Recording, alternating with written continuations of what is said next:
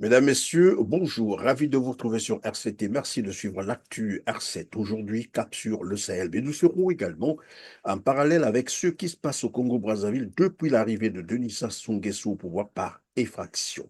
Vous avez certainement suivi l'intervention du jeune slammer Altès à la cérémonie d'ouverture de la conférence internationale de solidarité avec les peuples du Sahel. Sinon, je vous rappelle simplement qu'il se tient depuis hier, 19 novembre, à Niamey, une conférence internationale de solidarité avec les peuples du Sahel qui va se poursuivre jusqu'à demain, 21 novembre 2024. Et donc, la cérémonie d'ouverture de cette conférence internationale, disais-je, a été marquée entre autres par l'intervention d'un jeune slammer, Altès, qui, en quelques phrases bien agencées, a su résumer la relation France-Afrique, mais surtout la nature des hommes qui ont été placés à la tête de ces anciennes colonies françaises et les clauses secrètes qu'ils auraient passées avec, bien entendu, les puissances impérialistes, notamment le soutien pour un pouvoir à vie aux valets et traîtres de l'Afrique en contrepartie d'accès libre de ces puissances impérialistes aux ressources naturelles des anciennes colonies françaises qu'ils pillent, volent sans retenue au détriment des peuples africains condamnés à la misère et à la souffrance. Faut vivre une relation toxique pour comprendre la relation France-Afrique. C'est la loi de je suis avec toi pour sucer tout de toi sans vouloir de toi. Ton sous-développement, c'est mon développement. Elle dit à chaque chef d'État, sois un con d'État, sinon c'est la vendetta. Sois avec moi, mais ne fais pas comme moi. Tu n'as pas besoin d'un meilleur avenir pour ta jeunesse. Laisse-les mourir en masse sur des navires, sur mes côtes en quête de chance, de richesse, d'espérance. Tu n'as pas besoin des meilleurs hôpitaux. Laisse-les crever comme des asticots, comme des animaux. Viens chez moi, amigo, pour faire tes soins dans mes hôpitaux, quels qu'en soient tes maux. Tu n'as pas besoin des meilleures écoles. Laisse-les. Envoie tes enfants dans mes hautes écoles et ils reviendront diriger leurs enfants de basse école. Ainsi, ta famille dirigera de façon éternelle. Mais des réalités que vous pouvez évidemment observer au Congo-Brazzaville. Donc, comment expliquer que ce petit pays producteur du pétrole depuis 50 ans, le troisième de son rang en Afrique subsaharienne, producteur de bois, producteur des minerais, de gaz liquéfié, mis sous la coupe du dictateur Denis Sassou Nguesso, réinstallé au pouvoir par la France en juin 1997 par coup d'État militaire très meurtrier, et qui y règne depuis 40 ans, que ce pays manque de tout presque. Pas d'hôpitaux dignes de ce nom. Toutes les autorités se soignent à l'étranger, même pour des petits bobos. Pas d'école structurée. Tous les enfants des dignitaires de ce pouvoir de Brazzaville fréquentent en Occident un régime totalitaire et incapable de fournir de l'eau potable. Je dis bien pas d'eau potable. Vous pouvez aller le vérifier, ce sont des faits.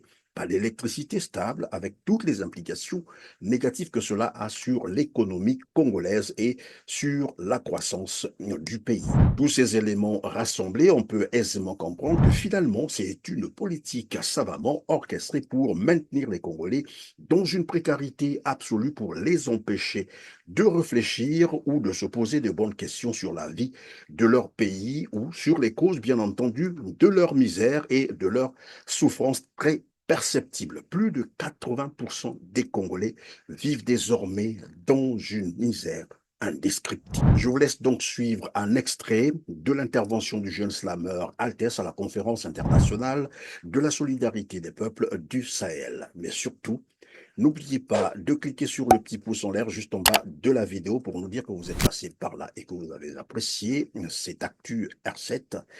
Partagez et dites-nous également en commentaire ce que vous pensez de ce discours. On se dit à très bientôt. Merci. Faut vivre une relation toxique pour comprendre la relation France-Afrique. C'est la loi de je suis avec toi pour sucer tout de toi sans vouloir de toi. Ton sous-développement, c'est mon développement. Elle dit à chaque chef d'État, sois un con d'État, sinon c'est la vendetta. Sois avec moi, mais ne fais pas comme moi. Tu n'as pas besoin d'un meilleur avenir pour ta jeunesse. Laisse-les mourir en masse sur des navires, sur mes côtes en quête de chance, de richesse, d'espérance. Tu n'as pas besoin des meilleurs hôpitaux. Laisse-les crever comme des asticots, comme des animaux. Viens chez moi, amigo, pour faire tes soins dans mes hôpitaux, quels qu'en soient tes mots. Tu n'as pas besoin des meilleures écoles là. Laisse-les. Envoie tes enfants dans mes hautes écoles et ils reviendront diriger leurs enfants de basses écoles. Ainsi, ta famille dirigera de façon éternelle. Tu n'as surtout pas besoin d'électricité pour les villes et les campagnes. Achète un groupe électrogène et laisse-moi prendre et vendre l'uranium. Tu auras ta part dans les couloirs et quelques miettes pour jeter dans le trésor. Et surtout, tu n'as pas besoin de déposer l'argent volé dans tes banques. Viens chez moi faire tes comptes. Comme ça, le jour où tu dérapes, on gèle tes comptes et on règle ton compte. Tu vas faire quoi avec de l'or? Si c'est pour la monnaie d'or, je te donne le CFA, une monnaie de Saint-Jean arrimée à l'euro. Et comme les activistes bavarent trop ces derniers temps, je te donne le co et un make-up du CFA toujours arrimé à l'euro. Tu n'as surtout pas besoin d'armes lourdes. Tu n'as pas besoin d'une armée forte. C'est dangereux pour un dictateur. Achète juste quelques gaines et quelques grenades pour ta garde. Et n'oublie pas d'acheter du gaz lacrymogène pour bénir de temps en temps l'opposition en tant que bon dictateur.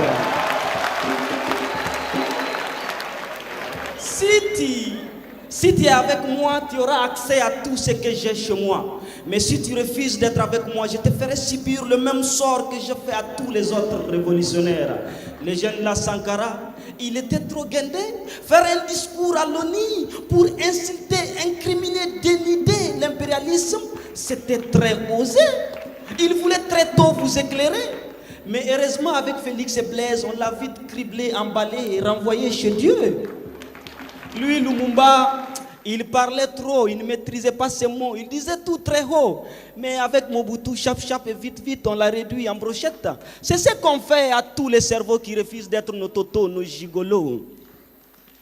Et Kadhafi, même hier, nous l'avons laissé dans sa folie.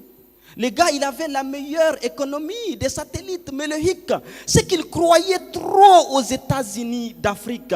Mais quel cirque, depuis Berlin, nous avons partagé l'Afrique. Fallait qu'on le stoppe, sinon il allait faire de l'Afrique une puissance économique, technologique, scientifique. Pour ce faire, on a juste fait appel aux avengeurs du mal. Autant Oni, Sarkozy, Obama, Marga, la Libye n'est pliée. Les États-Unis d'Afrique, on n'en parle plus. C'est ma loi.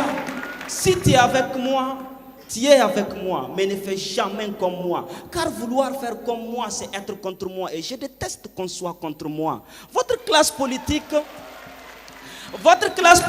inconsciente et inconséquente le sait. Elle applique du tic au tac. Elle sait que moindre ambition pour l'Afrique, moi, j'attaque. Vous pouvez rêver de mon passé, mon présent sera peut-être votre futur, mais mon futur doit se conjuguer à l'impossible pour toujours dans vos écoles là. Ils nous ont bernés, ils nous ont dorlotés pour nous aliéner. Ils nous ont mis des leaders corrompus pour nous affamer, nous piller, nous voler. Et ils ont tué nos révolutionnaires pour nous effrayer. Mais chaque révolutionnaire tué s'est ressuscité en vous, jeunes anti-impérialistes, acteurs de la société civile, engagés, déterminés. Vous avez gardé vivant Thomas Sankara, Patrice Lumumba, Modibo Keïta, Djibo Bakary, Che Guevara, Hugo Chavez et j'en passe. Leur État ne vivra plus sur le dos de nos États. C'est fini le pillage de nos richesses. On verra sur qui elle compte pour garder sa place de puissance. Déjà le petit est dans sa psychose. Dites aux carnivores Macron que nous ne sommes plus des herbivores. Nous sommes des impérialistes. Nous sommes des impérialivores. Et s'il rehausse, il recroisera le fer. Déjà, nous n'avons pas oublié.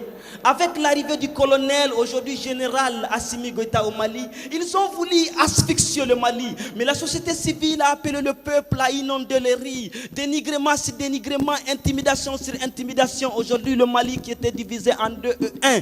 Chose qui était quasi impossible. Chose qui était quasi impossible. Chose qui était quasi impossible pour la MINUSMA, pour Barkhane, pour Takuba, toutes ces organisations qui prétendent détendre la paix et l'union, alors qu'ils se battent pour la destruction, pour la division. À l'arrivée du capitaine Ibrahim Traoré au Burkina, le même scénario a suivi son cours. Ils ont voulu nous berner avec la démocratie dans un état où les âmes se déciment à l'infini. Mais les Burkinabés ont dit IB jusqu'au dernier terreau. Et aujourd'hui au Burkina, les terreaux n'ont aucun repos. Et aujourd'hui au Burkina, les terreaux n'ont aucun repos. Leurs maîtres crient au massacre communautaire pour des badauds qu'ils ont ravitaillés et surarmés lorsqu'ils prétendaient être nos alliés. Et à l'arrivée du général Abdourahmane Tiani, intervention militaire par-ci, fermeture des frontières par-ci. S'ils avaient accès à Dieu, ils allaient couper l'air au pays. Mais cette génération a compris et elle a dit: le Niger ne sera pas la seconde Libye. Les leaders anti-impérialistes, les activistes, les sociétés civiles des 4 coins du monde ont inondé les zones pour couper la méthode qui consiste à diaboliser tout État qui se libère de leur joug avant de l'attaquer. C'est fini l'époque où c'est seulement RFI qui crie. Désormais vous criez, nous crions, vous mentez, nous éclairons. Fini la désinformation. Nos leaders anti-impérialistes, nos activistes sont au front. Chers délégués anti-impérialistes, venus des 4 coins du monde, votre présence à Niamey fait du Niger la capitale de la révolution. Aujourd'hui, l'AES devient le flambeau de la révolution. Vous êtes la génération que Sankara voulait. Nous sommes à la croisée des rêves de nos aînés. Vous êtes la preuve que Che Guevara n'a pas tenu toutes ces années d'embargo pour rien. Vous êtes la preuve que Sankara est toujours vivant, pas que dans les slogans. Vous êtes la preuve que Hugo Chavez est parti très tôt pour rester vivant en nous pendant longtemps. Solidarité envers les peuples du Sahel, du virtuel. Vous êtes venus aujourd'hui nous le témoigner dans le réel. Grâce à vous, ils n'ont pas pu faire au général Abdourahmane. Grâce à vous, le général Abdourahmane Tiani n'a pas senti l'embargo comme l'a senti Fidel Castro. Grâce à vous, Ouattara n'aura pas de Blaise Compaoré contre IB au Burkina. Inch'Allah, grâce à vous, ils ne feront pas au général Assimi Goïta ce qu'ils ont fait à Muammar Kadhafi. Cette révolution est la vôtre. Nous sommes fiers d'être parmi les vôtres. Pour le Niger, pour le Mali, pour le Burkina, pour l'AES, on vous dit merci et bienvenue chez vous. Merci.